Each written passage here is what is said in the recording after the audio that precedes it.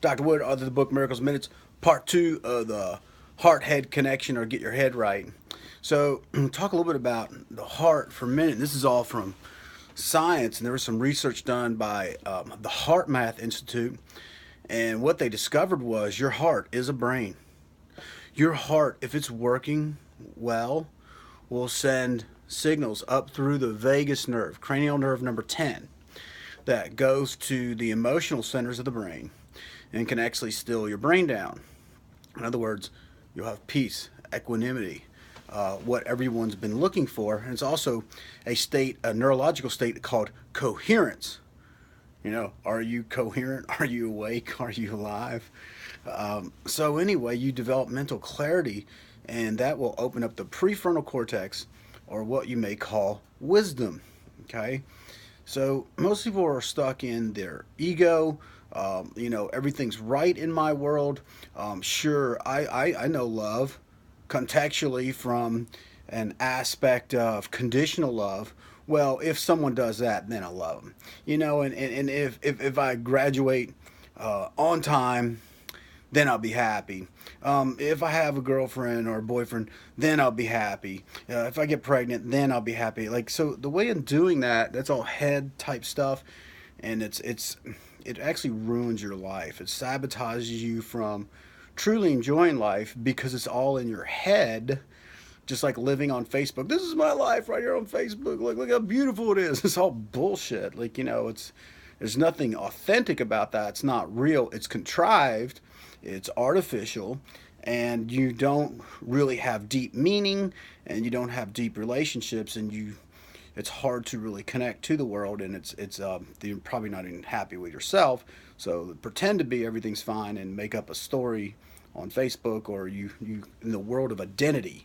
You pretend to be this I have my shit together person who's perfect, and it doesn't really work out, and people can smell the bullshit, and they don't really want to do a relationship with you of any degree.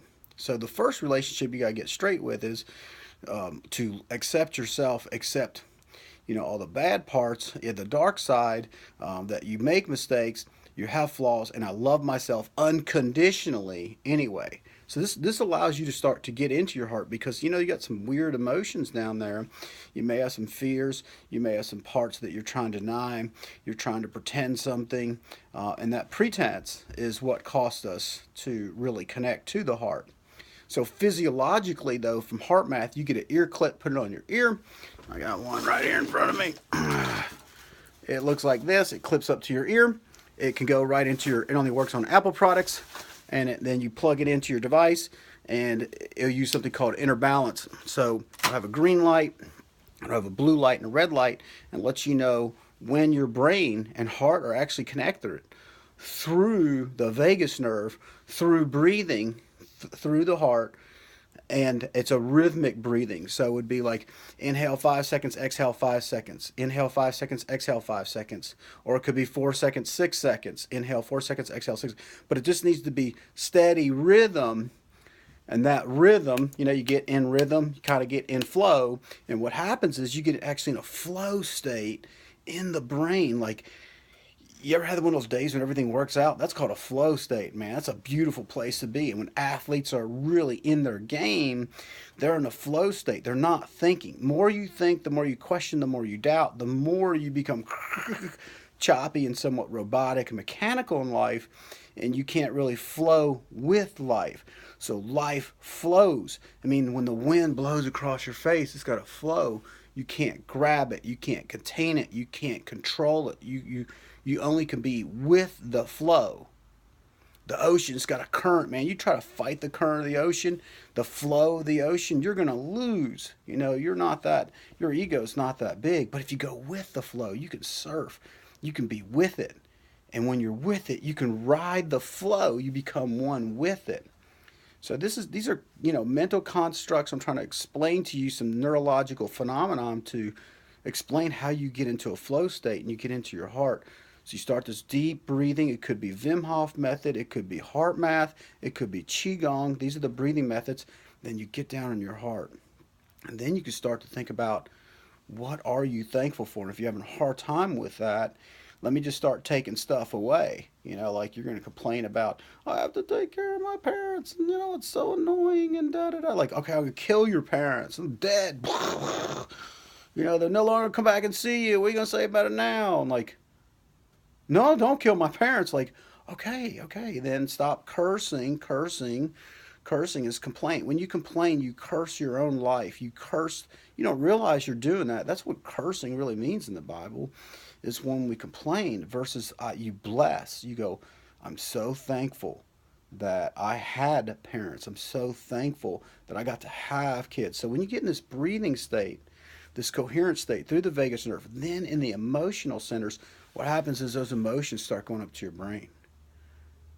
And that calm water, that peace, you start to be flooded with powerful, positive emotions. You actually can change your neurobiology and your chemistry of your brain. It's the thinking that affects the neuroendocrine system, which it starts to affect your feelings.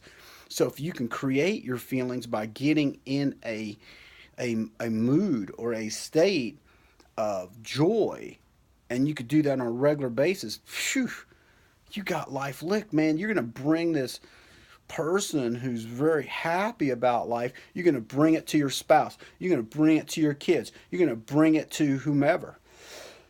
You now have control. You have control over yourself. You can generate any being state if you need to be comfortable, relaxed and strong and certain and loving and understand. You can generate that if you start learning how to get control of yourself, and you start to become a very, very wonderful, powerful, professional human being. But it all starts with, you got to get in that heart, and you got to let that come up through the vagus nerve into the brain, and now you're ruled by your heart, and then the neocortex or your wisdom comes over to keep it contained. Because if you're all emotion and too much heart, then you could be out of bounds and out of control, and then it's too much emotional energy, and it needs to be underneath context of the cognition, which is the neocortex or the wisdom. But that means you need to bring more relaxation to it. So it's Dr. Wood, part 2 of Heart Head Connection.